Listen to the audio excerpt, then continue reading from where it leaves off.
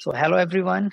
Today we are again with one of the participant and wants to discuss related to Agile and Scrum. I don't know what all will come across, maybe interview related questions or maybe just a clarification on Agile and Scrum. So let's get started. What questions do you have for me? Hey Saket, thanks again for allowing me to ask you these questions and seek some clarity. This is mostly about my experience as a project manager.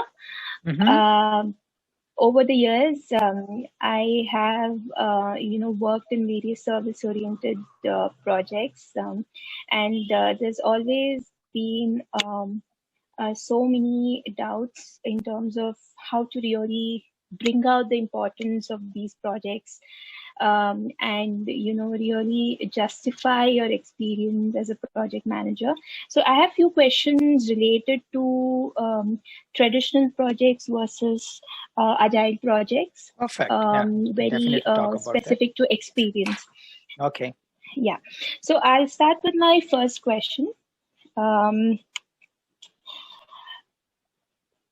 So generally, since you teach PMP and you also are involved in Agile and you work with different clients as well.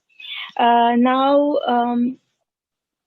as far as I see, most of them are kind of getting inclined towards Agile projects, except for really large organizations where they decide in advance that this is what the application tools or software they want to go for. Now, throughout my experience, I have mostly worked on waterfall related projects.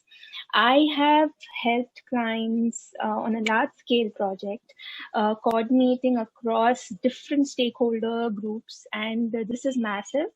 So when I work on that engagement or program, I'm constantly busy, and that's the degree of work or the quantum of work that I have on these projects. But when it comes to really bringing out the importance and explaining it, it could be the recruiter, it could be someone who wants to really kind of assess how much of work you've done over the years.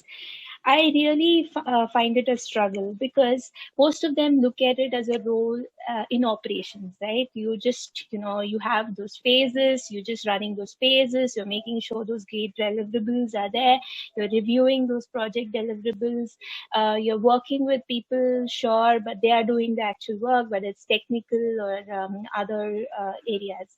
So how do I kind of really bring out the importance in a traditional project?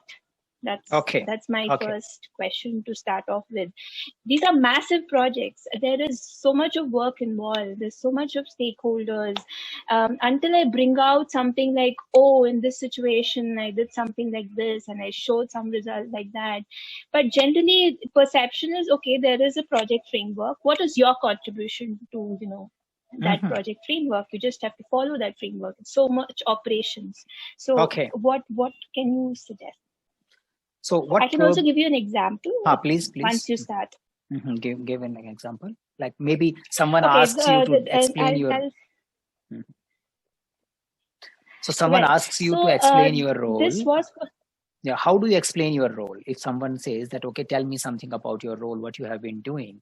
And after listening to your role, they end up concluding that it's just an operational job. So what you reply, what makes them conclude that it's an operational job?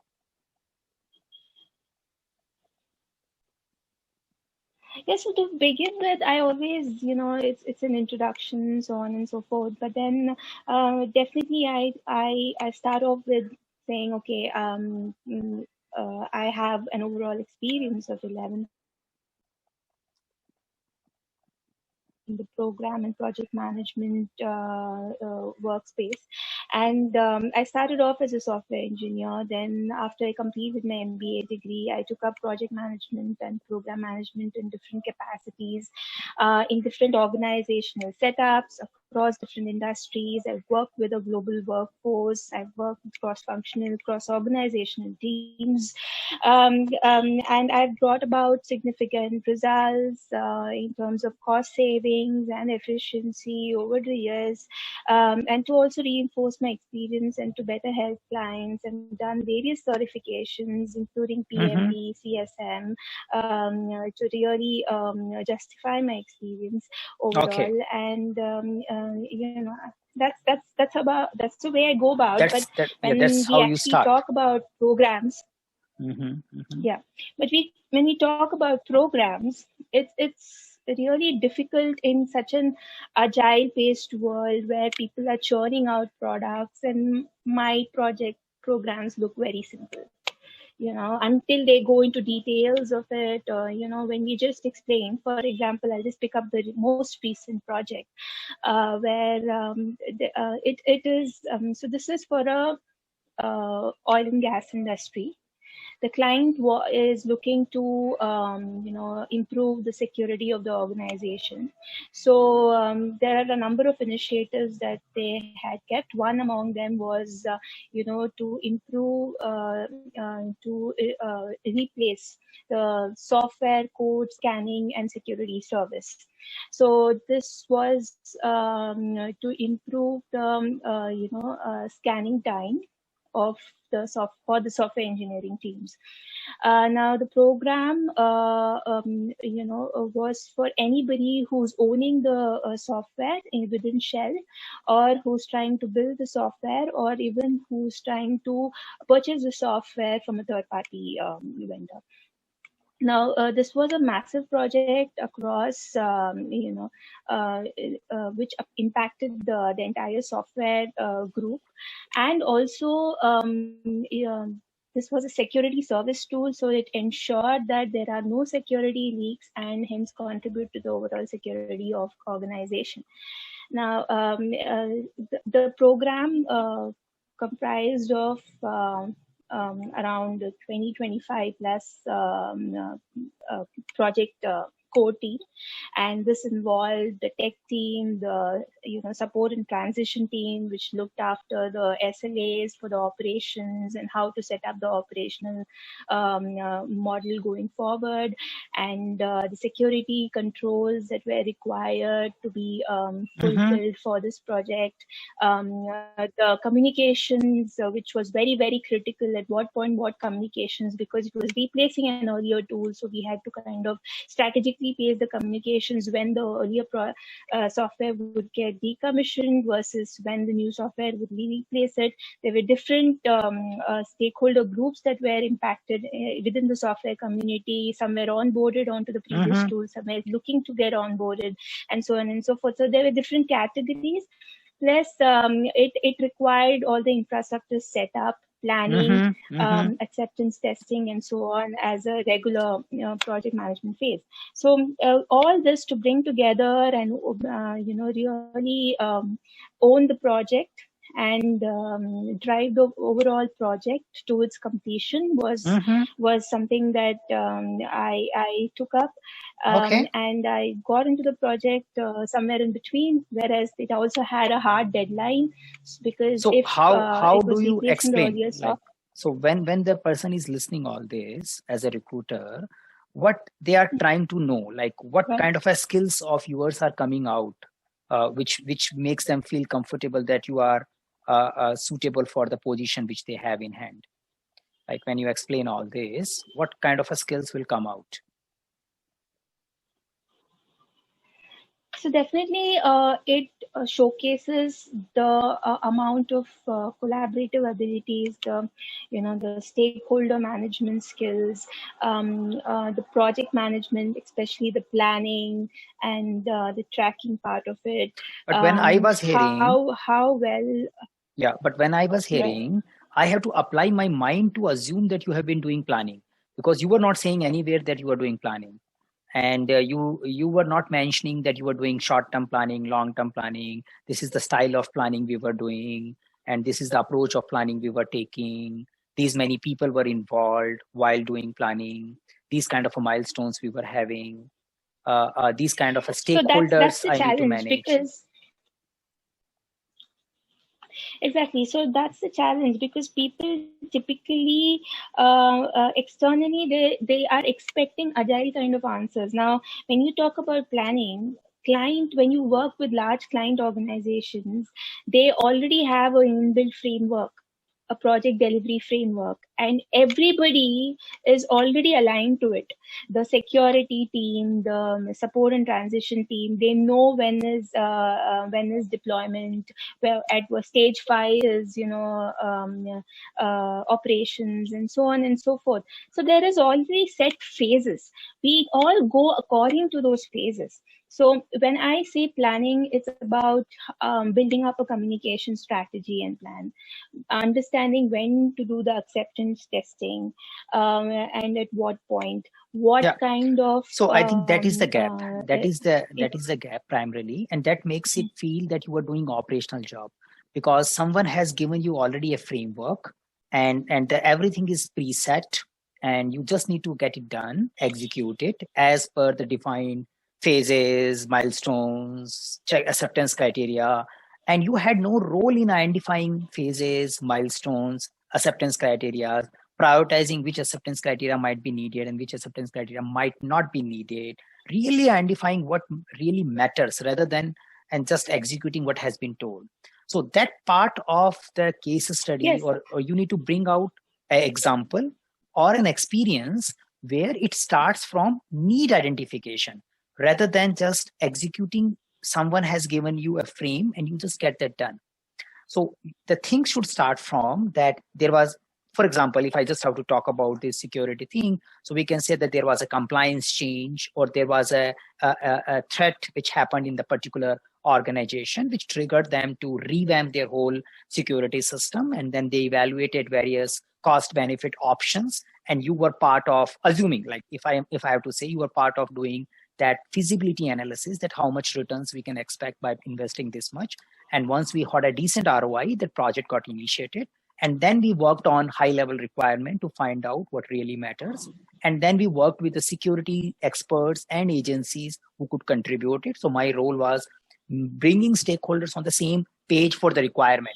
Now that's a very different word than someone has told you, now there is a phase and you just need to collect people to make them run that particular part.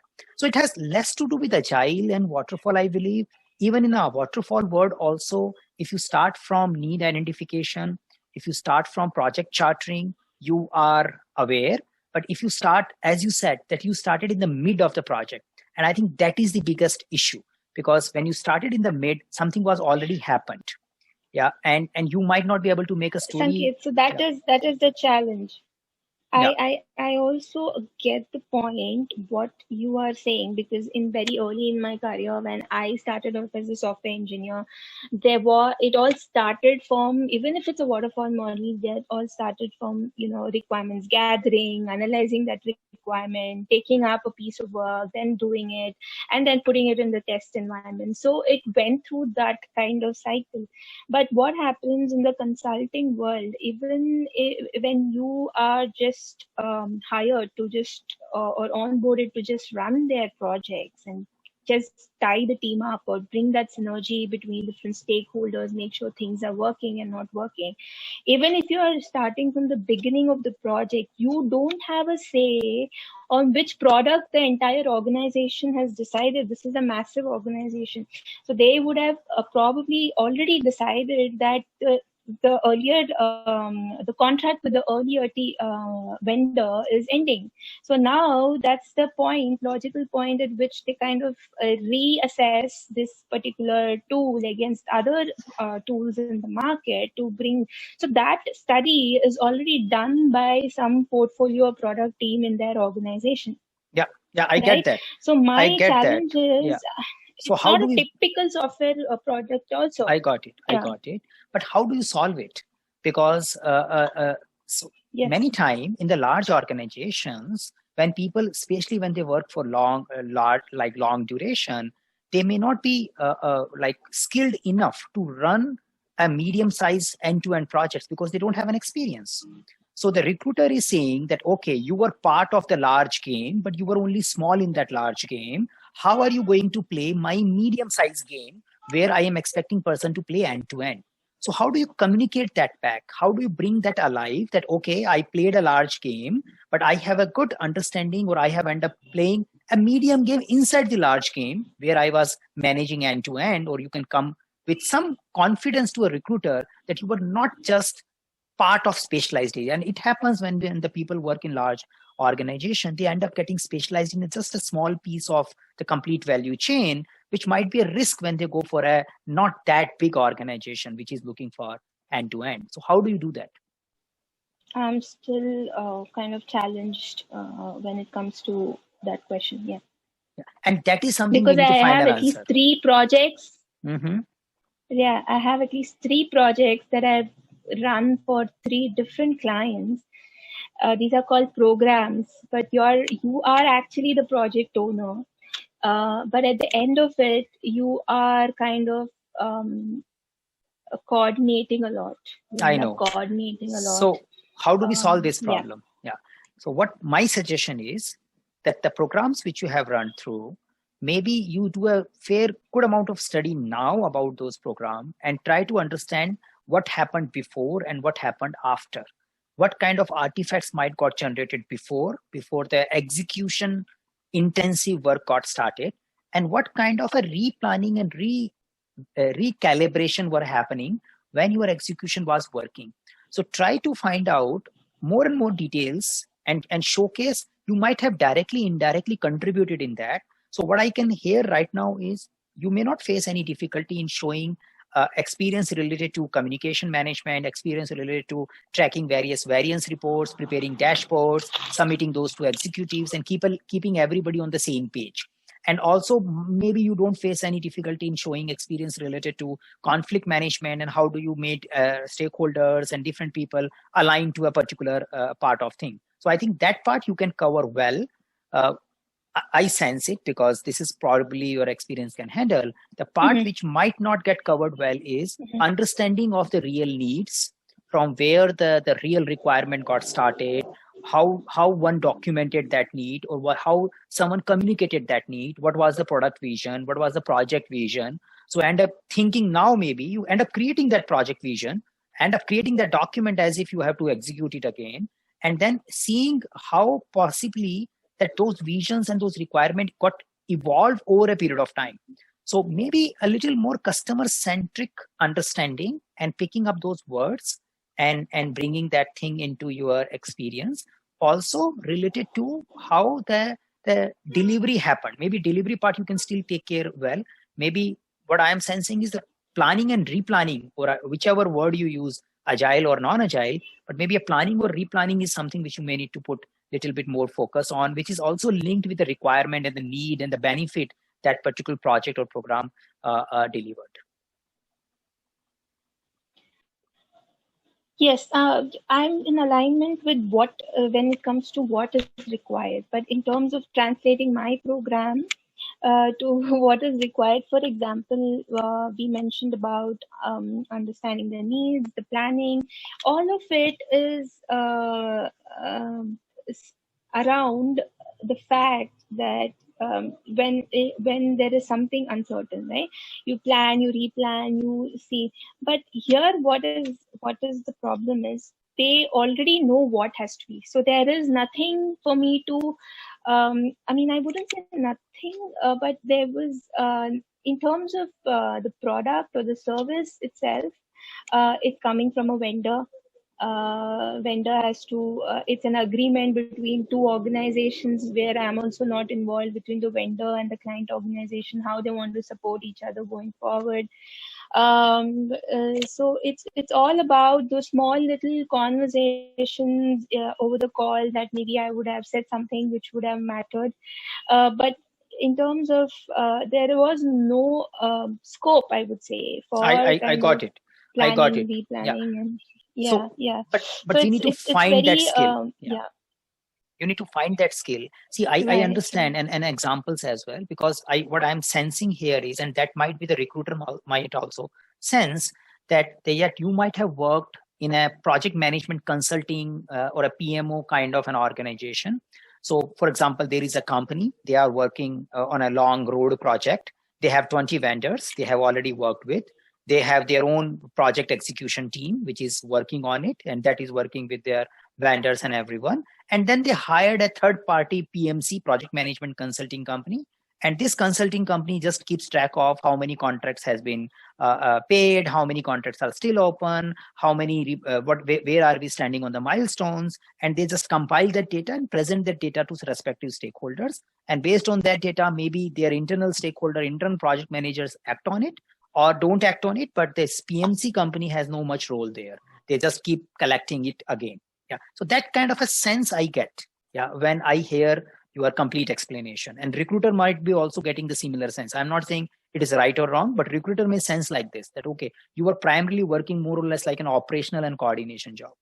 So the challenge is, how do we remove that sense? So you need to go little detail and maybe reduce little bit of the number of vendors and get into the vendor's shop and get into your client's shop, the company who is hiring your company for PMC, and get into their shoes and see how possibly you can plot a picture where it shows you a part of an execution rather than only monitoring group.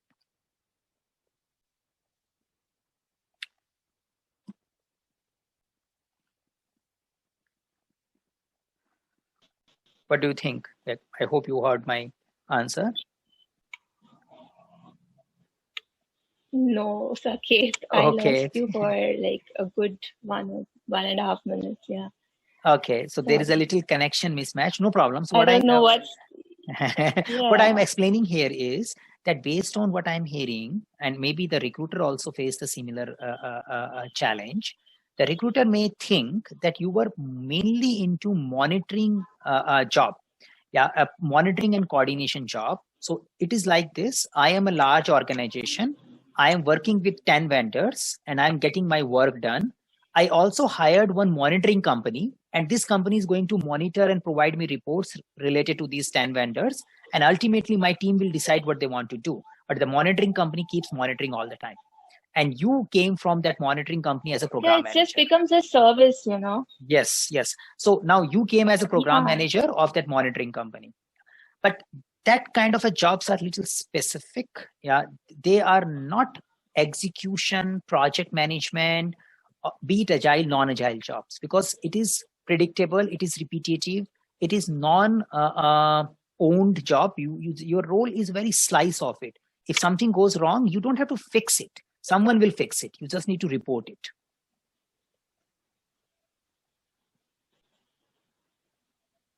Could you hear me? Yeah. Right. So see, so even if I develop a product vision, and even if I say, I won't be able to, because I have seen the market study report that they've done, right? They have kind of drawn a comparative, when I was there, a comparative analysis between different tools. So I don't want to draw the conversation into it. Even if I say there's a product vision, I was part of the team that did that initial study, came up with so and so, then I have to talk about those tools in brief. Then that may lead to something else. And if it's a product company that I'm giving interview for, they might be so interested in what kind of products and how I did that market research and so on. So my conversation should more or less be focused around project management. So that's my challenge.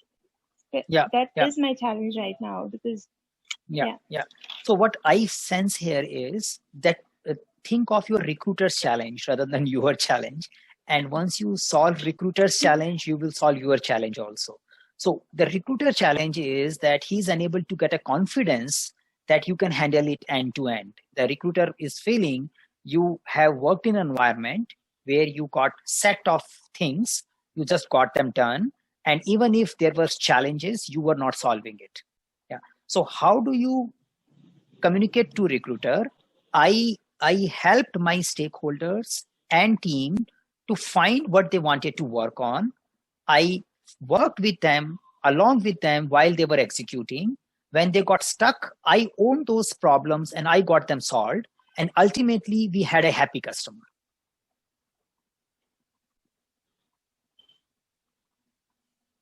Yeah, so my challenges are mostly from, there was a really aggressive timeline, to get things go as per plan.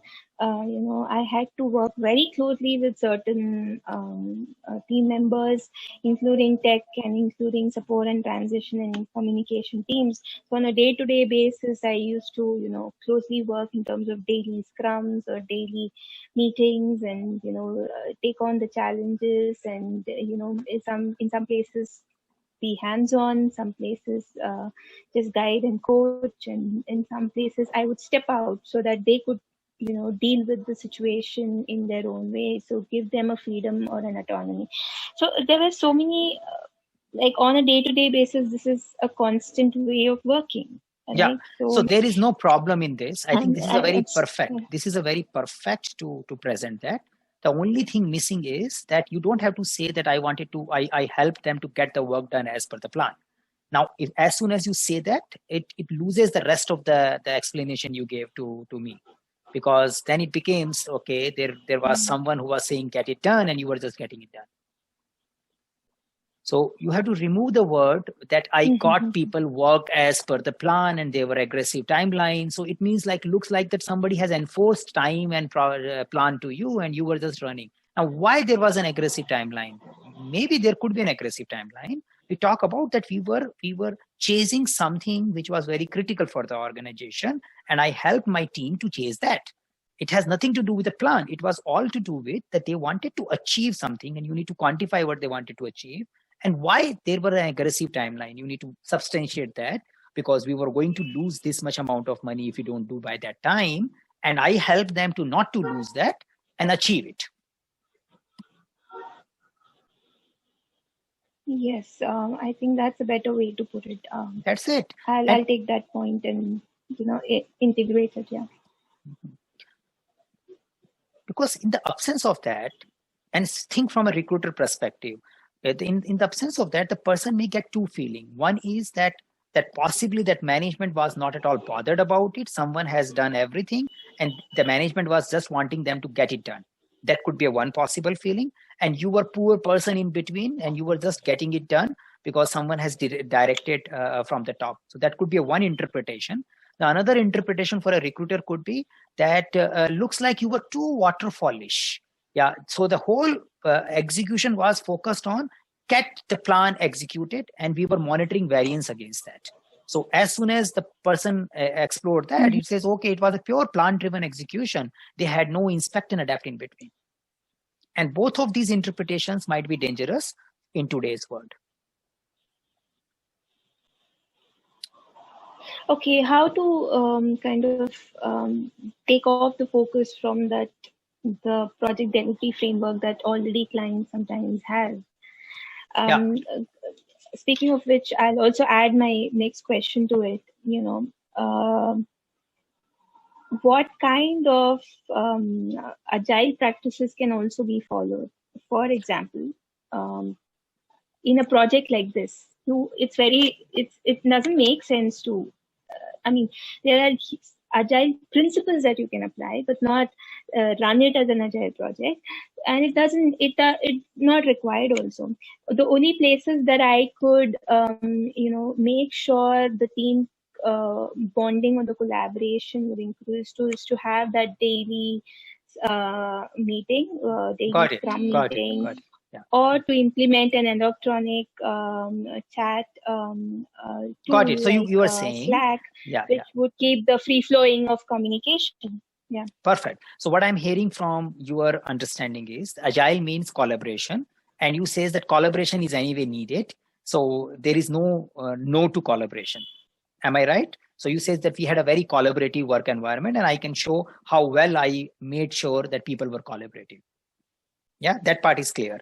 Yes, so I'm just trying to say over and above whatever project routine that organizations follow, my contribution to kind of inspect and adapt those checkpoints where in those daily scrum meetings, in those weekly, or I could also put in the governance framework where I said I set up a governance team which was at a strategic, tactical and operational level, and these were the times when we reviewed a sort of in alignment, maybe I'm not using the same terminology, but maybe I did a day-to-day meeting at an operational level, then did at a tactical level, I got the time-to-time reviews done and what progressed with the tactical team. And at the strategic level, we had these Turco meetings where they took some decisions on the budget. Yeah. So why do you do all these the meetings? only way to put it. Yeah. Why do you do all these meetings? You need to talk about that purpose. For example, strategic level. Why people are doing strategic level meeting? They want to know, does it still make sense to continue with this work? Are we making the desired benefit? So they are seeing the viability of the initiative. So if you say that you helped, you were responsible for doing a viability assessment. So you always facilitating stakeholder to do a viability assessment of the current initiative. That's a strategic thing. That, okay, what we were doing, how much money we have spent, how much more money will be going, what is the risk associated, and what kind of a strategic decision we should do in case if there is a need of it. So you were doing the viability assessment. Why do you doing a daily scrum or a multiple team scrum of scrum?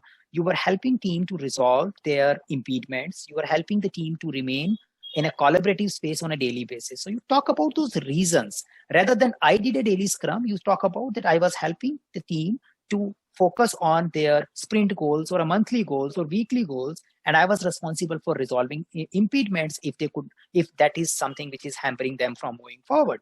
I was responsible for ensuring that each teams are clearly aware of each other's work so that the dependencies can be proactively managed. And whenever there were issues related to dependencies, I was facilitating those discussions, which helps them to resolve those dependencies.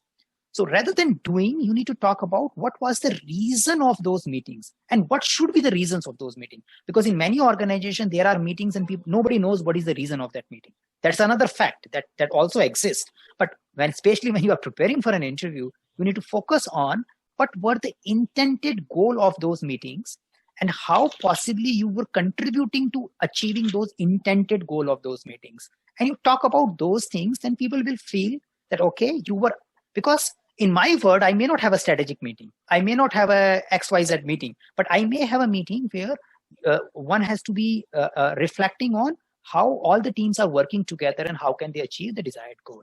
So talk about the reason behind those meetings. So that part is clear. So I understand that you were saying collaboration is clear. Yeah. So that part is clear. Now another issue which is coming is, go ahead. Yeah, so regarding, even though client knows there is already an existing framework, sometimes there's a blind expectation saying, oh, the world is moving towards agile. What kind of agile practices have you implemented? Plan in sprints. But there is no need of sprint. First of all, you have to convince the stakeholders, listen, this is a very short, we know what we have to achieve. There is perfect. Now, the biggest problem here is if you have working in an environment where life was so smooth, where everybody was aware what they are going to get after 6 months, 1 year, then your experience may not be relevant for today's world projects. So you need to get away from justifying what was happening and trying to see reasons of doing inspect and adapt and focusing on change. So rather than bringing an idea that we were in such an environment where no change was expected, the people will say, okay, you may not be ready to do the work which I need today. Yeah. Okay. Thank you. It was good, but you can't help me now. So you need to get away from that understanding that they were working in such a fixed environment and they had all the things clear. Maybe that was a reality, but that reality is not going to help you in getting the job. So first, I think you need to be clear about that. Of course, yeah. So, and then remove all those justifications from your head. Yeah. Right. So how best can we kind of convey this to the client? That's the question. Or in the interview that. Yeah. That's the question which you need to ask yourself. That agile might not. Right. No, you don't have to say agile might not be suitable. You need to ask your question. How much agility we were demonstrating in that project. Rather than saying that we were not using agile, you have to think of how much inspect and adapt, how much goal setting, how much revisiting of the direction was happening, and how we were doing, how much elaborative planning, progressive planning was happening, and how can I bring evidences of that. So you need to start thinking from that direction and work on that part. And again, what is agile and what is not agile is something very different. It's an interpretation base. So what you need to find out is how people were ready to prioritize their work, how frequently you end up making some changes which helped you to save some money, or how frequently you made some changes which helps you to recover some of the derailed activity because you were going in a left side, but you came back by way of mitigating some risk or by way of changing the vendor or whatever it is. So need to bring those instances here. If you don't find these instances, then it will become a very smooth life, and nobody wants to hear a smooth life experience. Right. So, in general, Saket, for something like this, a project where things are pre-decided, where apart from the ones that we just discussed, and the inspect and adapt process, and constantly taking feedback, even though it's a smooth transition, what are the areas in which we can kind of leverage agile practices in a project like this? Because in my view, a typical sprint will also not. In my view, none of the agile practices will not be relevant. All are relevant. All are relevant. You may not be in time boxing. You may not call them sprint. Now, what are the agile way of working? It is saying we will do two levels of planning. We have a roadmap, and then we do an elaborated planning. So if your project duration is more than 6 months or more than 3 months, then it is needed. If your overall duration itself was 3 months, then it is not needed. Then your project by design is agile. You don't have to bring agile into it. By design, it is agile because in 3 months it finishes. So if something is finishing in 3 months, then it's already pretty agile. But if it is lasting for 6 months, 1 year, then you need to have an elaborative collaborative planning, which is done for monthly basis. Because assuming that I will make a project plan and it will tell the next December 2021 on a day 16, you will be doing on this work. That was our earlier plan. And that kind of a planning will not work because it's still 1 year away. So I need to replan. I need to replan on a frequent basis based on who has left, which vendor has left, how many people have been replaced, what all happened, because things are changing on every day basis. So I say, so the regular plan. That's what about a 6 months project? Now, again, the 6 months project, it should also bring some amount of inspect and adapt. But I would say that if you have a 6 months project and it is more or less like supplying set of hardware and supplying something, again, will it be practical to plan an activity which is going to happen after 5 months? You are saying that, okay, after 5 months, there will be in the morning and you are going to have this meeting with a vendor. It's very difficult to plan that in 5 months in advance. So one has to have an elaborated plan emerging as you go forward based on the previous variances. And in today's world, now again, I will stress upon that you need to find those reasons to have those plans rather than finding reasons to not have that plan, because your goal is to find out what might have changed on a daily basis, which required adjustment. Because if you don't find that, then it will be an operational job. Then it will be easy to label as an operational job. You have been told something, nobody were bothered about it, and the plan was so clear, you just have to fill 5 reports, and after that it's over, it's over. So what's the exact, like if I can come to the word itself, if not operational, how should I project this? What do you call it otherwise? Yeah, so you can clearly talk about that. We now it depends upon how do you want to terminalize it. Do you want to use as a Scrum based method, or do you want to make a Kanban based method? That is also you want to be clear. When you make a Kanban based method, you will talk about that we limited work in progress. We maintain the lead time for different vendors for different features. We had our milestones. We used to do monthly planning related to those milestones.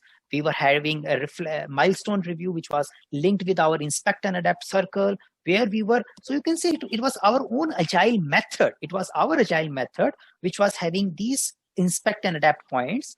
this is the way we used to replan our activities, and we used to use these kind of tools which were giving clear idea of work in progress and lead time. And you can say So that we were not using Scrum.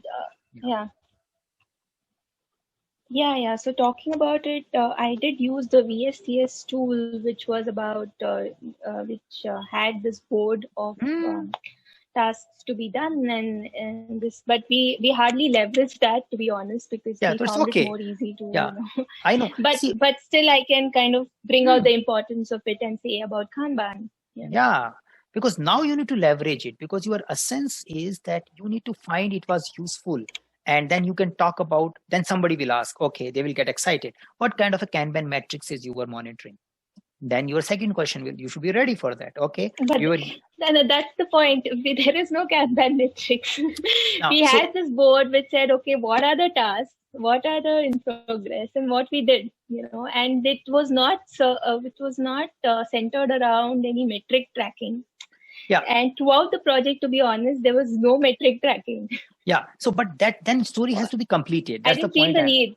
Yeah. What I'm saying is, see, when you say that there was no need, it makes people feel that the problem was very simple. So you need to see the need. First is that you need to convince yourself there was a need, and these were the type of needs. You need to be very clear about the need, and these needs were met by these metrics. So for example, you can see a clear lead. We had an SLAs with the vendor. Sometimes they started breaching up.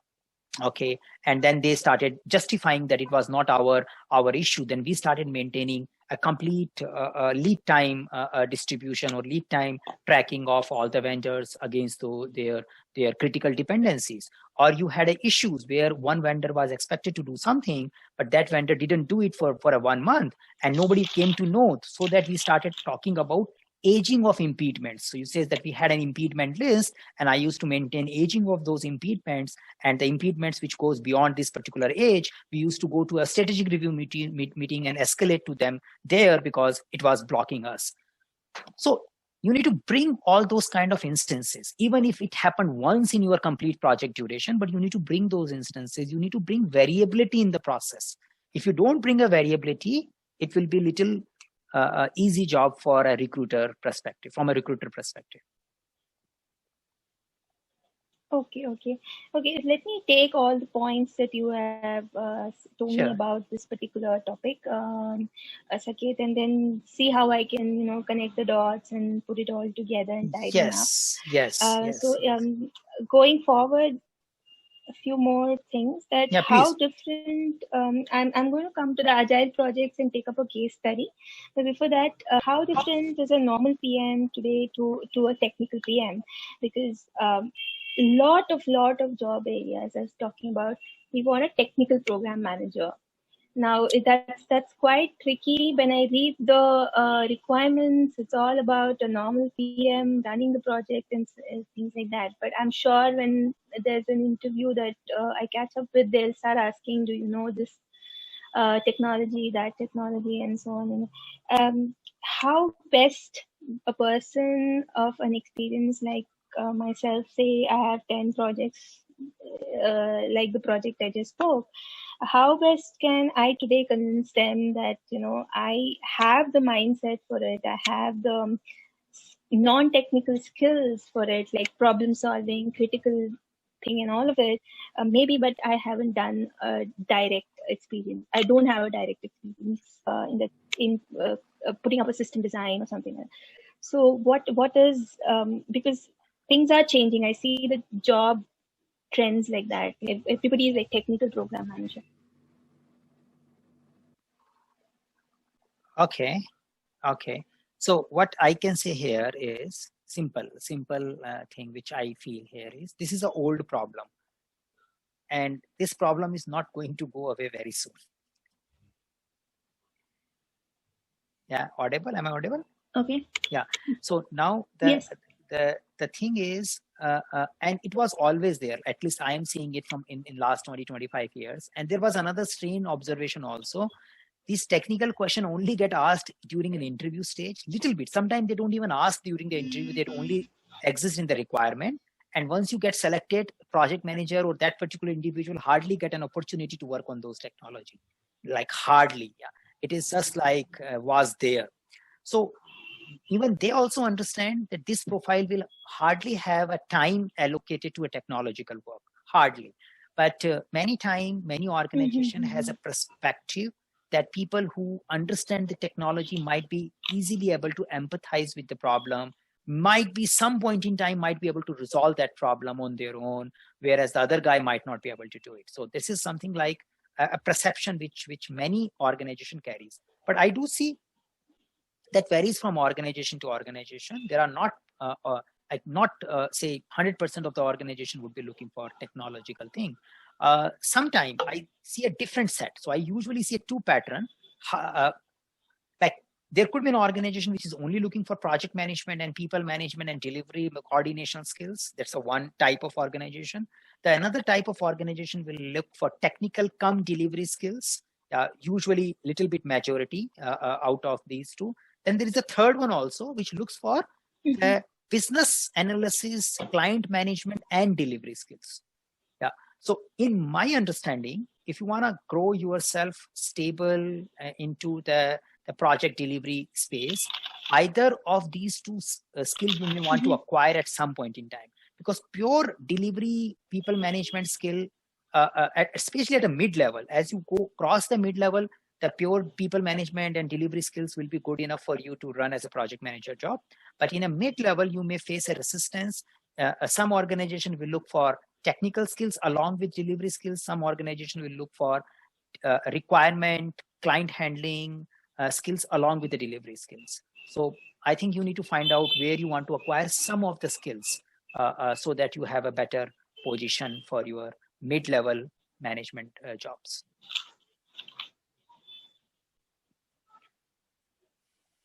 Okay, so this is very subjective when we answer to them. You're saying, I mean, there's no kind of a trick to kind of handle this question.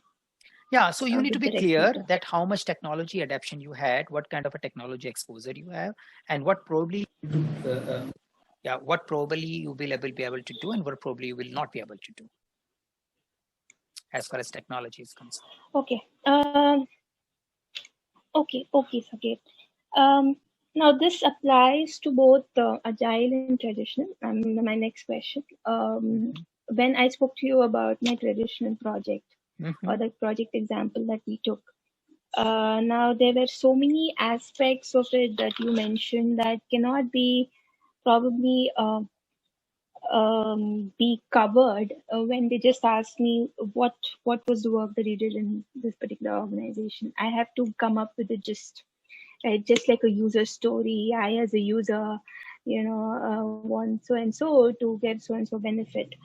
Now, how best can I put out a gist out there? Because in that gist, I won't be able to cover really the importance. So, if I can say, I just have to put out the client expectations and what benefits came out of that project, but still I won't be able to explain what I did in this project, because that is a long and lengthy explanation, right? Yeah. So how best can we summarize that?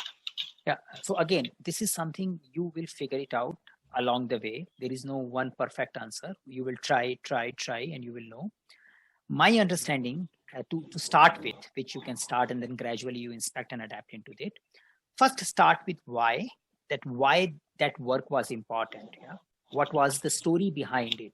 So that person understand the criticality of the matter. Is it a $1 job or is what a $1 million issue?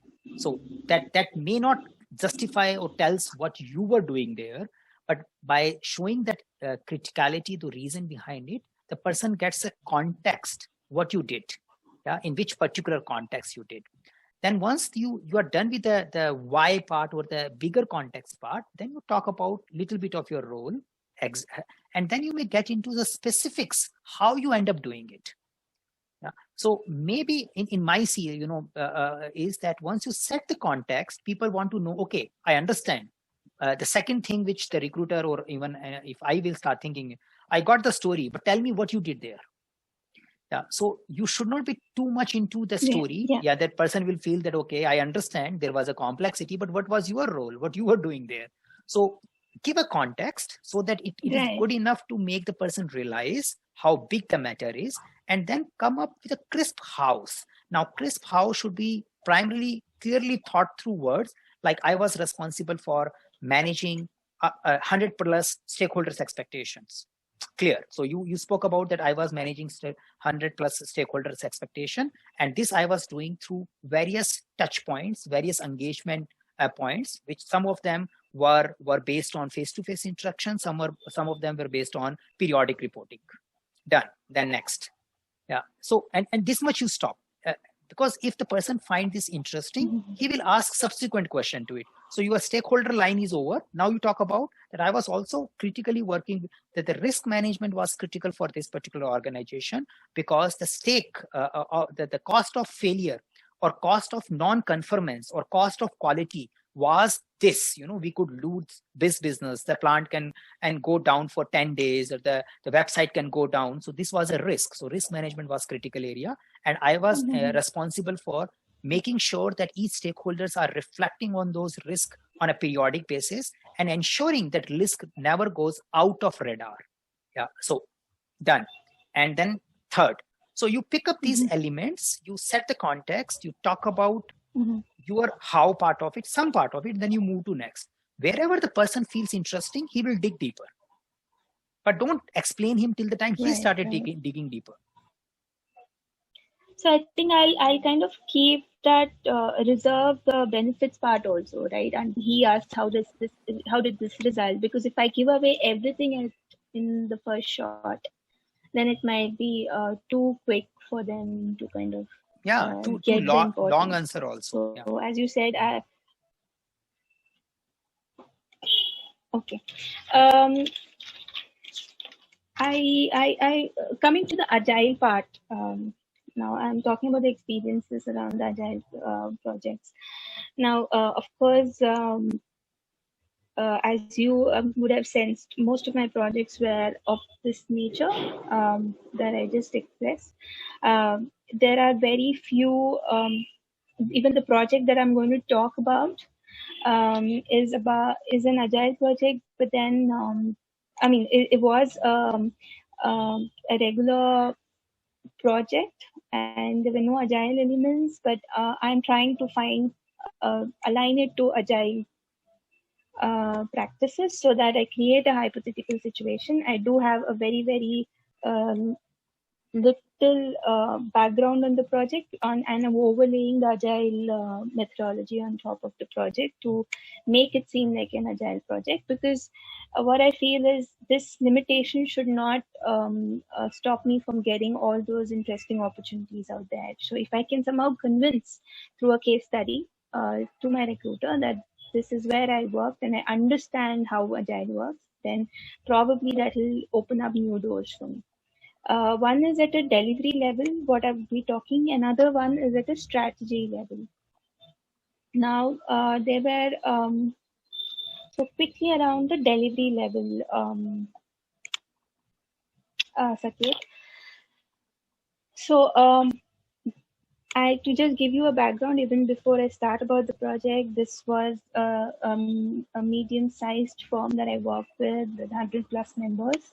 They had a client in UK, and that client worked for banking customers, and they had their own core product, and which was a mortgage loan application product. Now, whenever there was a customer that approached them, they would customize this entire product for the needs of that customer. So it's basically a mortgage loan application. The agents use that application to file a loan on behalf of their potential loan customer.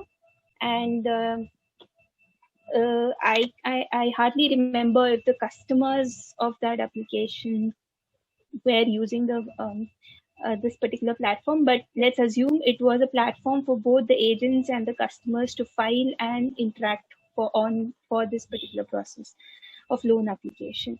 Now, the way requirements used to come from the business side, our client was this UK client. They used to take the customer requirements. There was a BA at their end, and that BA used to develop the functional requirement document. And there was an instance, if I could remember, and that's the reason I've taken up this project. There was an instance when I was very new to this project management world, that they had given us a user story as well, just to see if we were we were comfortable as a team to run the user stories or to run the functional to take the functional document itself. Now, user stories were great, and user stories were great, but we as a team didn't quite run it for long, and they got back to the functional document. But what I am showcasing is this was a new the client got replaced by another person in the organization, and then that this new person wanted us to try out the agile ways of working, and hence we just since I was just newly Scrum certified, then we set up a new agile organization at our end to meet the client needs, right? The BA gave us the requirements. Now I'm going to kind of tailor this project to the project owner or the Scrum Master role, like accordingly, whatever comes my way. As in, if there's an organization asking for Scrum Master experience, I'm going to talk about it from the Scrum Master point of view. If there's an organization asking about a product owner experience, I'm going to talk from the product owner point of view. Now, considering I'm the Scrum Master for this role, for this particular project, the technical lead is the product owner, because the product owner has to directly work with the team in terms of clarifying the requirements, and the technical lead there understood the requirements in terms of so what are you trying to achieve by explaining all these things to recruiter? Like what are you trying to achieve by explaining this all? I'm just trying to convince the recruiter that I was part of the agile project organization. I was a Scrum Master there. This is how I ran the Scrum, and I think that's more than enough. So and so on and so forth. So, assuming if you have to convince the person about your Scrum Master role, you need to talk about. You just tell that I played a Scrum Master role, and this was the overall context. There was a offshore development team, there was on-site, and offshore development team was getting requirement from on-site people, and I was the one, and this was the application. Now, after that, you need to be very clear about what was the day-to-day work, what you used to do the complete 8 hours. You need to have a clear plan for your complete 8 hours. And what kind of meetings you were producing, what kind of artifacts you were producing. Like show those artifacts. At least in your mind, it should be very clear. I had an impediment board, I had a burn down chart, I had this, I had that. This is how I used to prepare it. This was the raw data. You end up preparing those burn down chart for that particular case study, maybe in a PPT or in Excel format, just for your own reference, so that you can talk about how many sprints they run, what was the velocity of the sprints, how velocity changed over a period of time, how were you using those velocity, what was the story point. So you are ready for all those things with those preparation. Just telling him that you worked as a Scrum Master is good enough to get the conversation started. So there is no problem in that. But after that, what comes, you need to be ready with that preparation. Right. So what I want to ask is, when I go in detail about these meetings or about these artifacts, it's very much what Scrum in general talks, right? Whether it's until they ask what kind of value you produce in the sprint planning, then I have to probably take one instance and say, here is where people struggled with estimation, and this is how we resolved it. Mm-hmm. But otherwise, if we are talking about artifacts, and if we are talking about Scrum meetings, we have a container. We know that Scrum already tells us we have to kind of have a Scrum review, Scrum retrospect. Now, if they ask me what kind of improvements you got about in the retrospective meeting. I can talk about it. Maybe we decided to have a BA walkthrough. Maybe we decided that the code reviews are not happening, so we'll do some extreme programming method where peer reviews can be done, and so on and so forth. But until then, if I just have to talk about the structure of the project, it's more or less what Scrum already explains. So isn't that very theoretical? And how can I make them give them a sense of the practical aspects of it? Yeah, so it all depends upon what is the question they started with. So maybe they just start with that how you worked as a Scrum Master. Tell me something about your Scrum Master experience.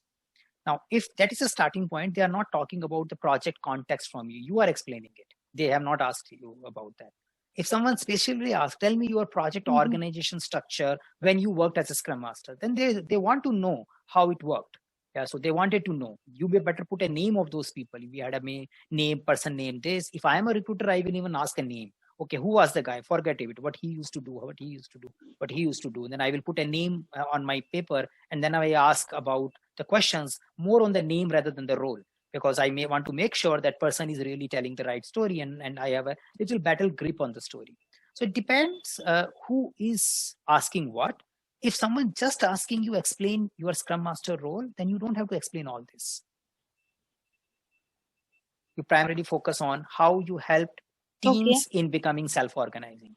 So your whole focus should be that how you improved their happiness and collaboration and self-planning and self-management and self-inspect and adapt, showing and achieving sprint goal iteration on iteration. So that is something you need to talk about, not about the organization structure and the user stories and all. My advice here is start thinking from recruiter's point of view. See what the person might be wanting to know when he asks the question, rather than what you want to tell. Yeah. Start from his or her view, not from your view. So when someone is asking that, okay, tell me something about your Scrum Master experience, the person wants to know what all you have done as a Scrum Master. What are your skills related to Scrum Master? How do I know that you are a good Scrum Master? Or how do I know what you understand about the role of a Scrum Master? Yeah. So, and what kind of an opportunity you got in your Scrum Master role? Yeah.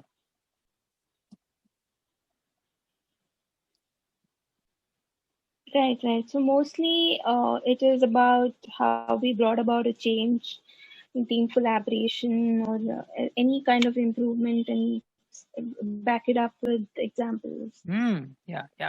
Because see, the recruiter may also want to know that you were labeled as a Scrum Master or you got an opportunity to work as a Scrum Master, because that is also another issue. Yeah, and maybe recruiter wants to know how much was the label and how much was the job, because label Scrum Master may include technical work also.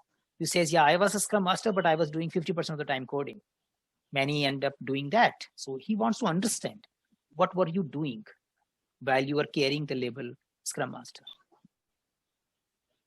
So what is, say you're the recruiter, what is that you would expect out of this role, Saket? See, talking from both product owner and Scrum Master's role. What I am hearing is that from a community, it depends upon which company is hiring you. If the service company is hiring you, they are primarily seeing how many places you can fit. So their goal is very different. They are looking for, okay, I can sell you as a Scrum Master also, I can sell you as a project manager also, and I can sell you as a product owner also. Then they will be happy. Yeah. So that's a service company role, because they are not hiring for themselves. They are hiring you to place you somewhere. Yeah. So the more variety you bring in, the better for them. When the consumer is hiring you, someone who wants to have you as a Scrum Master in their organization only, then the person might be interested in, and if they are using a good amount of Scrum, not real, some good amount of Scrum, then the person fear could be that there are so many people call themselves Scrum Master, but they don't do anything which is linked with Scrum. So that person might be interested in knowing that, okay, what type of Scrum Master you were. So a little bit research of the target audience, because one answer will not work at both the places. Yeah. A service company will just need someone, PM / Scrum Master / product owner. They need all 3 slashes. Okay, I'm talking about the second case where an organization is trying to hire a Scrum Master for their organization. So, what are the top 3 points that you would be looking for a Scrum Master's role? One is you mentioned about the team collaboration. So my essential part is I would be capturing from Scrum Master's conversation is how well the person is in ensuring that I am there to help people, and I will ensure that people get the desired help wherever they get stuck. And I also ensure that they know all the time, I ensure that they know where they stand. So primarily I talk about transparency. I need to make sure that people, I ensure like ultimate transparency in the work environment. So people are clear what is happening, why it is happening, and where we are getting blocked and where we are not getting blocked. So that is my essential part, first part of it. And second, I will ensure that I will help them wherever they get stuck. Yeah, that's the second part. So impediment removing.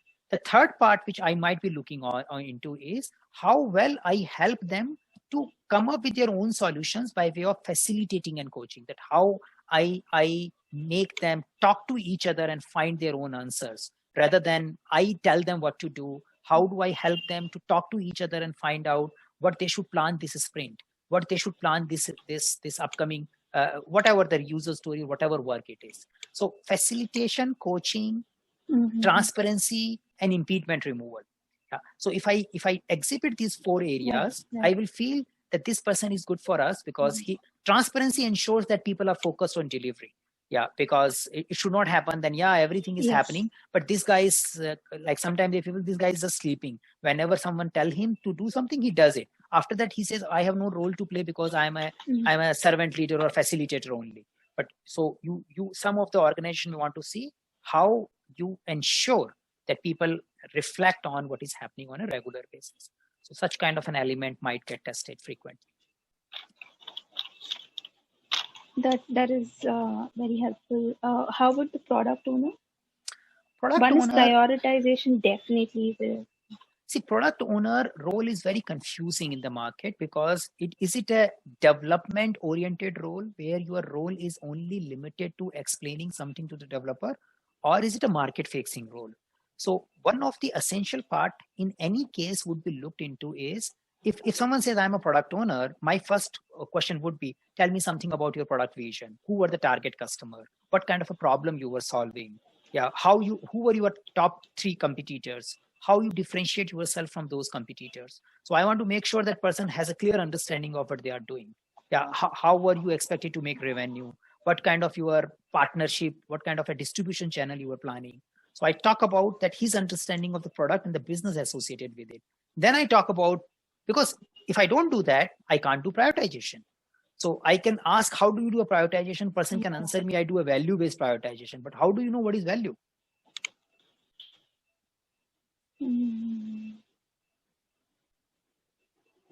So for product owner, my question will start. But the value can always be discussed with the stakeholders, right? Yeah, but at least I should have a fair understanding. So when I don't even have a vision clarity, how do I challenge stakeholders? Because each stakeholder will have a different understanding of the value.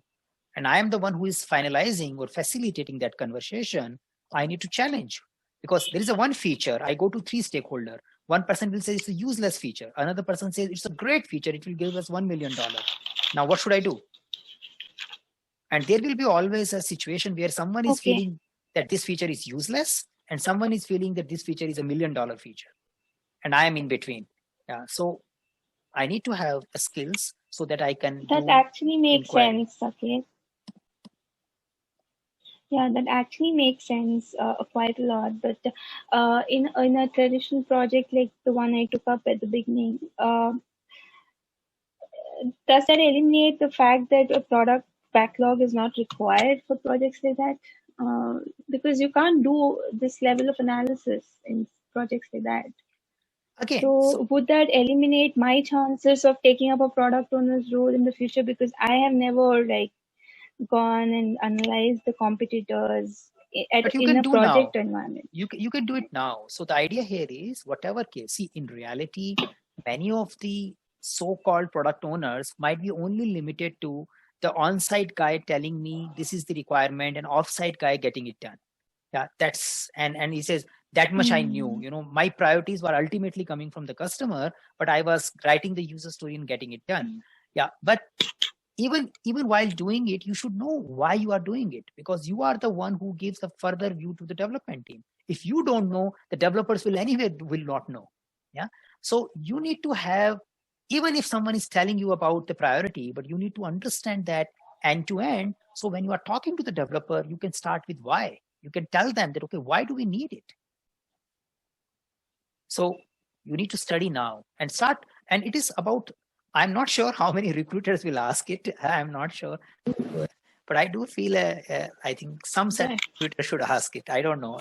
I don't get that kind of a questions from the community coming back. Yeah. But again. Okay. So in a real world, if a PM has to do a transition, or a PM's role is more closer to a PO, or is it more closer to a Scrum Master? So because generally we tend to replace a Scrum Master's role with a project manager's role. But as per my study on certain articles, it says a product owner's role is more close to a PM's role. So I believe it is all about the way organization look at that particular project manager. Because see, project manager is also not a universal role. We don't have a one definition of a project manager. The people who see a project manager is a team leader kind of a role, kind of a technical project manager kind of person who just gets the work done. They will feel him comfortable working as a Scrum Master rather than product owner. But there are organizations who see a project manager working primarily with the stakeholders, helping the stakeholders agree to a requirement, prioritizing work, communicating the releases, dates, releases plan, demonstrating the product to the end customers, and usually doing most of the external stakeholder management job. Those companies will find the project manager role skills are more ready for product owner skills. So there is no clear cut, because project manager is also not a universal position. A project manager may do 100 things. People called project manager may do 100 things, but a given project manager may only do 20 things. And we need to find out of those 100, this person is doing 20. And out of these 20 things, which one he is doing more, the Scrum Master one or the product owner one?